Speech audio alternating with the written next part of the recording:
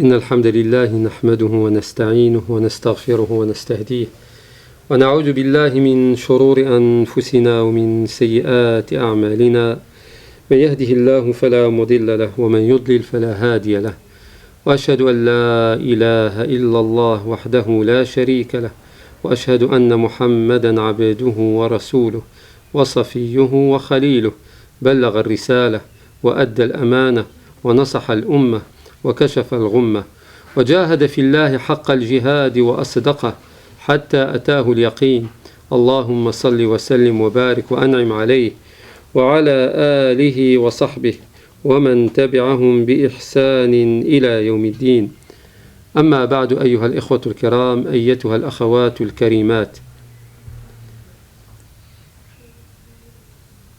الحمد لله على نعمة الإسلام وكفى بها نعمة نواصل اليوم بإذن الله عز وجل حديثنا عن دواء القلوب. Donc nous allons بإذن الله عز وجل aborder la suite de cette série au sujet des remèdes de ces maladies qui peuvent toucher le cœur. La dernière fois, on avait abordé l'importance du Coran al-Karim et on avait insisté sur le fait que le Coran al-Karim en soi, c'est une guérison. Aujourd'hui, bi'idhnillahi azza wa jal, on abordera un deuxième élément qui est aussi efficace et qui permet au qalb, au cœur, de se purifier de l'ensemble des maladies qui peuvent l'atteindre. Ce remède, c'est ad-du'a, c'est l'invocation.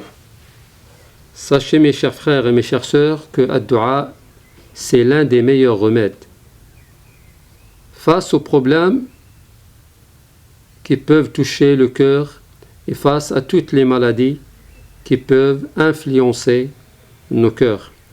Ad-du'a, c'est l'un des meilleurs silah du croyant. C'est l'une des meilleures armes pour le croyant pour se débarrasser de l'ensemble de ces maladies. Il se peut que parfois, quand on invoque Allah subhanahu wa ta'ala, nos invocations ne soient pas exaucées. Et pour cela, il y a certainement des raisons. L'une des raisons, c'est que nous-mêmes, quand on invoque Allah Azza wa Jal, il va falloir que nous soyons convaincus dans nos du'a.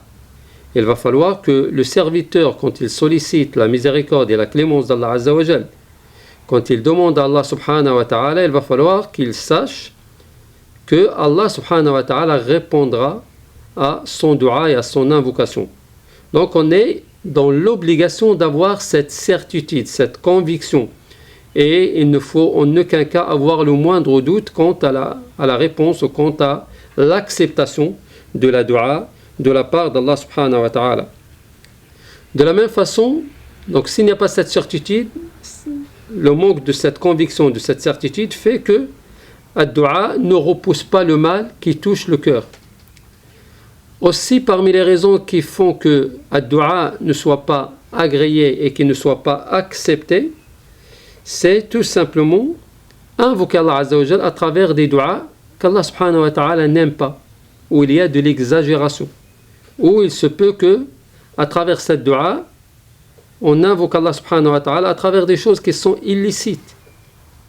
Et dans ce cas de figure, Allah subhanahu wa ta'ala ne peut en aucun cas répondre favorablement à notre du'a.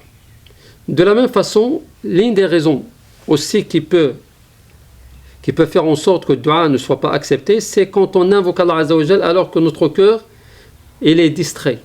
Notre cœur il n'est pas concentré, il n'est pas recueilli. Notre cœur il n'est pas vraiment concentré dans le du'a et dans sa demande. Et comment veut-on par la suite qu'Allah subhanahu wa ta'ala accepte ce du'a qui vient d'un cœur qui est distrait et qui est dans l'ambiguïté. Il n'est pas du tout recueilli ni concentré auprès d'Allah subhanahu wa ta'ala. Aussi, parmi les raisons qui font que le du'a ne soit pas accepté, et toutes ces raisons que je suis en train d'énumérer, de citer, elles sont très importantes à connaître et à savoir.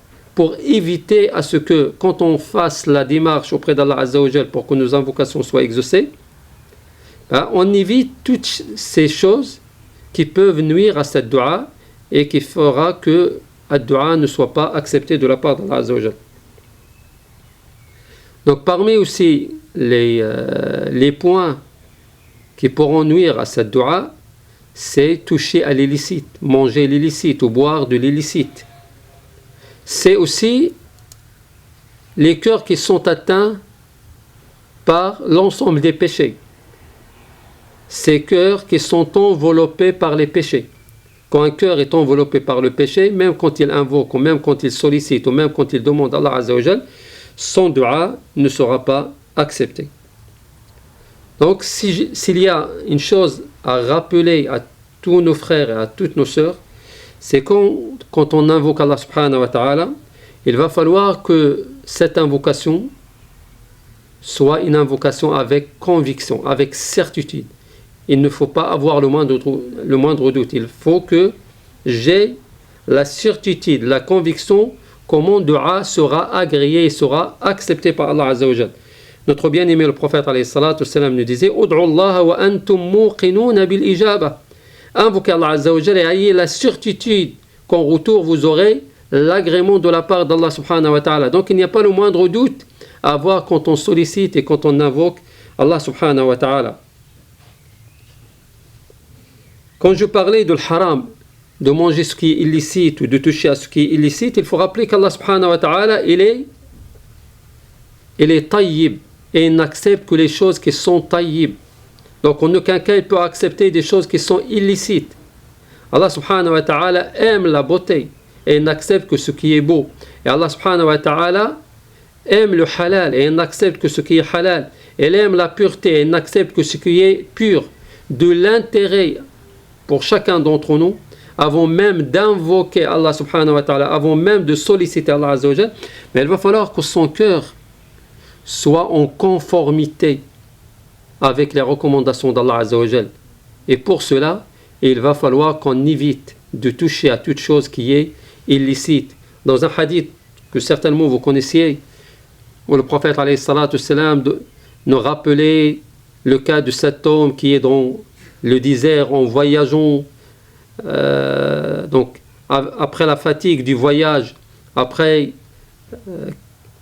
le souci de ce voyage, d'être éloigné de sa famille, il sollicite, il invoque Allah subhanahu wa ta'ala, et le prophète alayhi sallam nous rappelait comment il se peut que cet homme, ses doigts soient exaucés alors qu'il mange de ce qui est illicite, il boit de ce qui est illicite, et même sa tenue vestimentaire, elle est d'une source qui est illicite.